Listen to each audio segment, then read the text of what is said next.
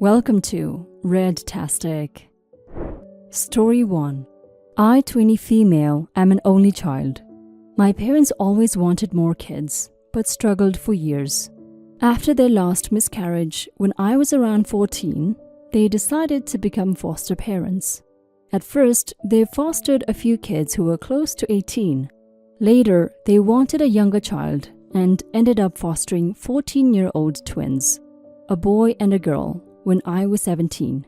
The twins had been through a lot, tossed from one foster home to another, dealing with a ton of trauma, and their dad was in prison for assault. So they came with a lot of baggage. When the twins moved in, my parents immediately focused all their attention on them, especially my mom with the girl. They pampered them with new electronics, which I did not get, by the way, clothes and special outings like shopping trips and even a theme park visit. I understood they needed care and attention given their background, but things started to feel off for me. Initially, I shared a room with the girl, which was fine. After a few weeks, my parents installed a bunk bed in the boys' room. I assumed they would move the girl there, but instead they moved me to the boys' room and gave my room to the girl. I was horrified. I didn't feel comfortable or safe sharing a room with a boy I didn't know, specifically one with a traumatic background. I protested and asked why my safety was being overlooked. My parents said the girl had sexual trauma in her past and needed her own space to feel not threatened. So I had to compromise. I felt super uneasy around the boy. He gave off a vibe that made me very uncomfortable. I couldn't explain it, but I felt something was wrong. I even stopped showering at home because I didn't feel safe. I rarely used the bathroom at home and would do so without turning the lights on. I just couldn't explain why. Then one night, he did something that confirmed my fears. I won't go into detail, but it was bad. I called my uncle, who lived states away. I couldn't even get a word out at first. I was panting and sputtering. He was furious when he found out what was happening and called my parents out for it. Instead of listening to him, they got angry at me and said the boy needed help, and I was making things worse for everybody. My uncle drove down, took me out of there, and put me up in a hostel nearby so I could finish my last 4 months of high school. After graduation, I went to a community college and cut all contact with my parents. I still struggle with anxiety, PTSD, and other issues because of what happened. I can't afford regular therapy, so I've been trying to manage on my own. My parents tried reaching out a few times, but it was mostly to blame me for making them lose face with the family. I resent them for how they handled everything and how they prioritized the twins over my safety. Now here's why I'm writing this. My parents called me last week saying they want me to come back. My foster sister is pregnant and due to deliver in a few weeks. They said they need someone to help with the baby and think I would be perfect for the job. They hinted that my community college education won't get me anywhere anyways, and that I should move back home so they can arrange something to get me into a real college once the baby is in daycare. I couldn't help it. I laughed and hung up. Now I feel awful.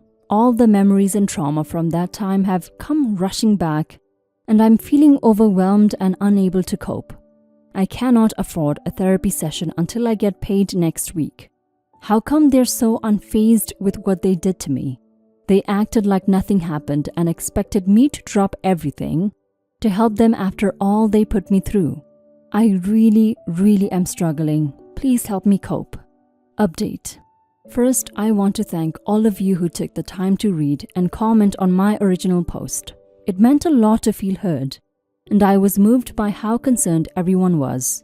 Since my last post, my uncle has been incredibly supportive. He's been helping me pay for extra therapy sessions, and I'm so grateful. Therapy has been really helping me unpack everything that happened, and I'm starting to feel a bit more like myself before everything started years ago. A few days ago, my foster sister had a baby. Since then, my mom has been blowing up my phone with texts, complaining that they have no one to help babysit and that they're struggling to find a way to get to work because I didn't get home. She keeps asking me, "Why the delay? We really need you here." It's worth noting that I never told her I won't be coming back, so she still assumes I'm coming home to help. I never correct her.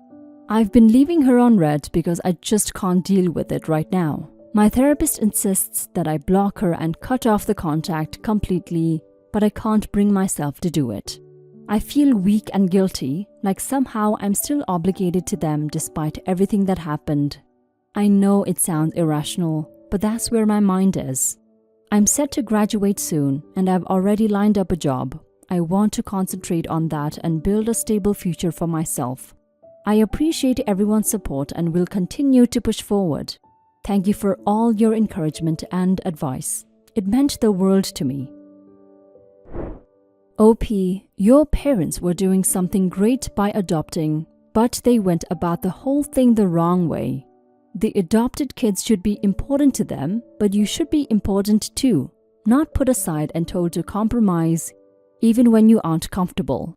The fact that they didn't find a way to mend their relationship with you even after you left and didn't come back home says a lot about them. They're awful parents to you, even if they're good parents to their adopted kids. Take your time. Your therapist is right about cutting them off. Cut them off so you won't get reminded about how horrible they are and how good of a parent they are to kids that aren't you every time you get a text from them. Story 2. Am I the a-hole for lending my niece my daughter's suit for a job interview? My daughter Rachel is 25. She works in finance. Given that she's meeting clients all the time, she needs to dress to impress. She's heavily into fashion and likes the best stuff. She earns a high salary and chooses to get tailored suits crafted from scratch. They're truly beautiful pieces which give her a very professional and serious look. My brother, his wife and their 18-year-old daughter Chloe popped in today for lunch. She has a job interview tomorrow for an IT apprenticeship. Apparently, she was one of very few who made it to the interview stage, and the company's interviews are notoriously harsh.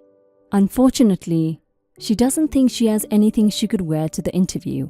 She does have some formal clothing, but according to her, it's more the stuff you wear at a wedding, rather than something professional for a job interview. In spite of the age difference, Rachel and Chloe are quite close in both height and build.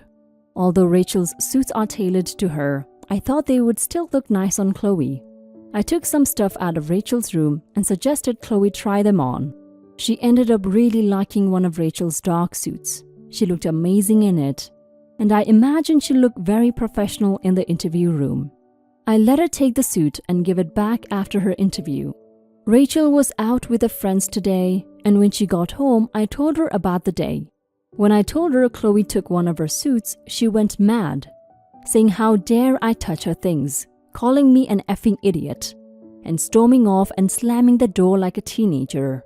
I had a chat with my husband, and with some thought, I agreed that I should have asked Rachel before I gave Chloe her stuff. But even so, I did it to help out a family member, which is hardly a bad thing. Rachel's reaction was so extremely over the top. She had a tantrum like a teenager and sulked in her room all day. She's acting like a spoiled brat. Did I do the right thing? You're the a-hole, OP. Even though you were trying to help out your niece by giving her one of your daughter's suits, we can't gloss over the fact that you took Rachel's suit without her permission. Her suits, even though she has a lot of them, are hers.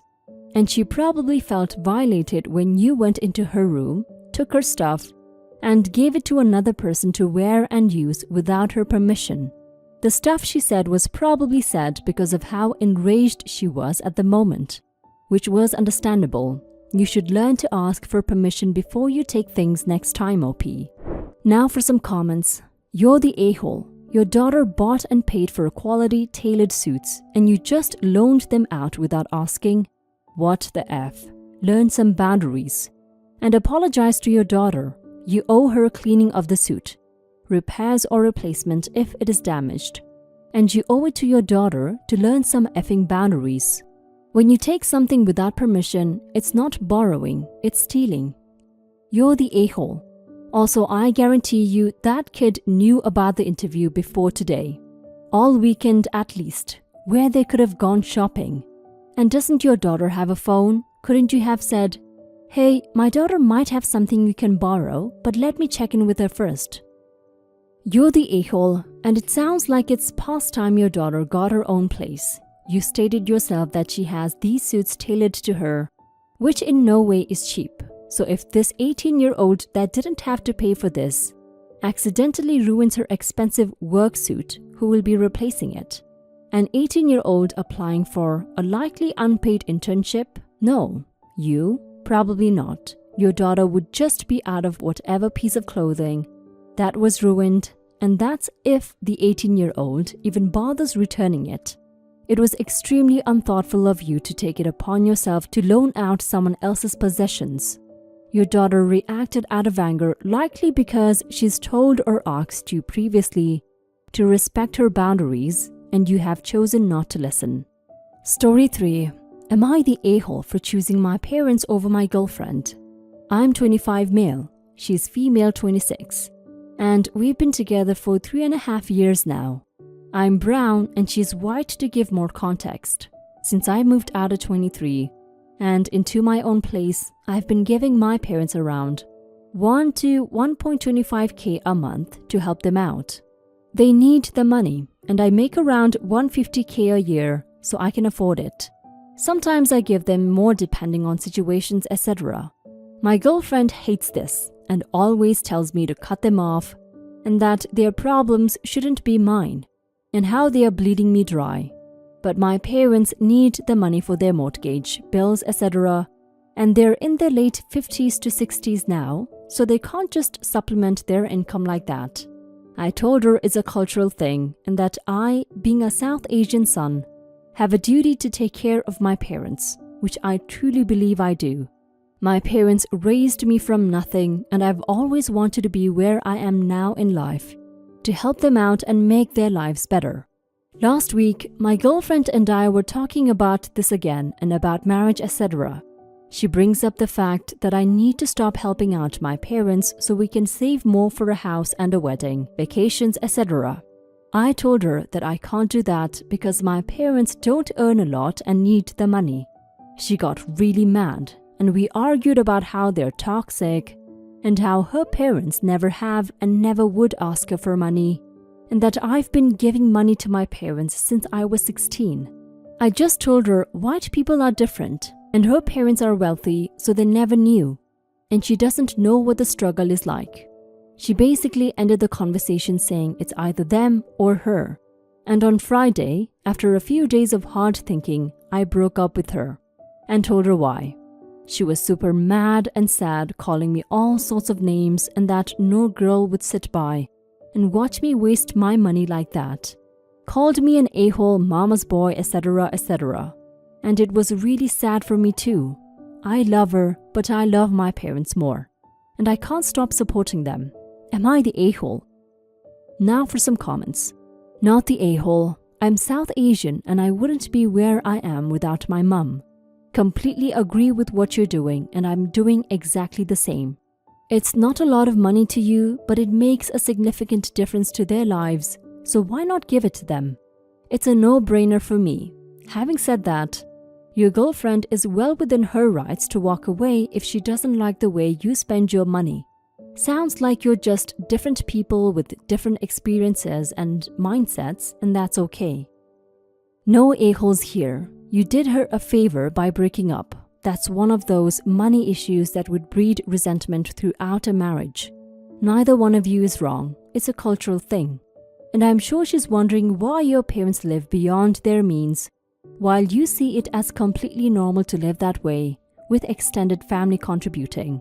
In future relationships, I hope you're completely upfront about this part of your life, because money issues are the biggest thing to doom a marriage. Not the a-hole. If you want to be happy with a partner, you can't have something like this between you and have a long-term life together. My husband and I have been married for over 25 years. He knew how much I valued my family when we married, and he helped me care for my parents in our home until they died. While we were both working full-time, him 2 jobs. We had a son in college we were paying for, and money was super tight. Since that time, we helped his mom until she died, and are still helping his dad. Did he ever complain? Nope, me neither. Because we are well matched. You need someone who shares your feelings about the value of family. Be thankful you didn't marry her. I don't share your Asian culture, but my outlook is similar.